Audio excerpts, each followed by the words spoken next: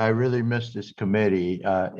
You can tell, I think I've been back 4 times since then. So thank you very much for giving me the opportunity. And of course, Ranking Member Moore, and great job, Representative Williams, on your bill. All of you have done an outstanding job. I see my buddy here, my fellow Greek, Mr. Pappas. It's good to see him too. He's doing good work. I want to thank you for holding this important legislative hearing. It's an honor to speak before the committee this morning and advocate on behalf of my bill. For most of my congressional career, as you know, I've sat on the other side of the dais participating as a member of this committee. And I often find myself in awe of the sacrifices and efforts that have been made on behalf of our great country by the men and women who have worn the uniform of our armed services. Providing for these veterans and their families is still one of my top priorities. And even though I'm not a member of the committee, I will continue to stand alongside the great work you are doing. And you are doing great work, Mr. Chairman, along with the Ranking Member Moore.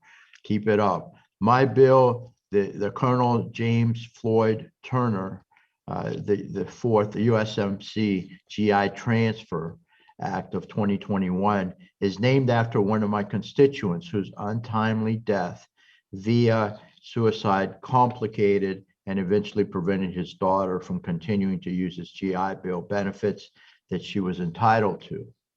The Turner's tragic story was brought about by what he believed and what ultimately was a result of the VA failing him and his family. Growing up in Baltimore, Jim felt the call to duty and joined the Marine Corps. He flew F-18s and then became an infantry officer, taking part in the invasion of Iraq in 2003. He later served in Afghanistan and spent a decade working at U.S. Central Command at MacDill Air Force Base. Turner admirably served our country for over 20 years, receiving the highest marks for his professionalism, commitment to the mission, and his superior leadership. However, his service and sacrifice resulted in severe PTS, which only became worse after his retirement.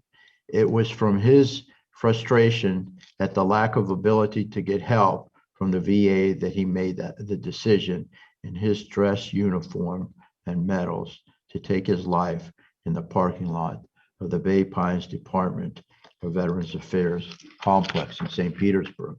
While I know many of you, like myself, are committed to providing for the mental health of our veterans, we must do more for the veterans in need.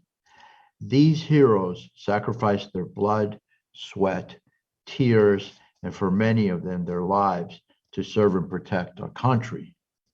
We must do our part to provide the care and treatment they deserve.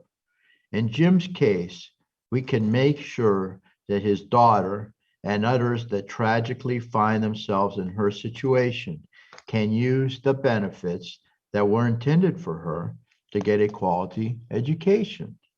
Colonel Turner had transferred one of his 33 months of benefit before his passing, but had indicated in both his divorce decree and his suicide note that he fully intended to transfer the entire benefit to his daughter.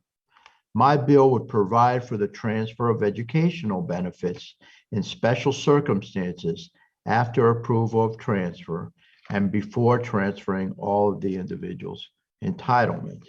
The bill would allow dependents to receive the benefits equally and transfer it among themselves via the Forever GI Bill, allowing for full equity if there is a significant disagreement among the family on how to use the benefit.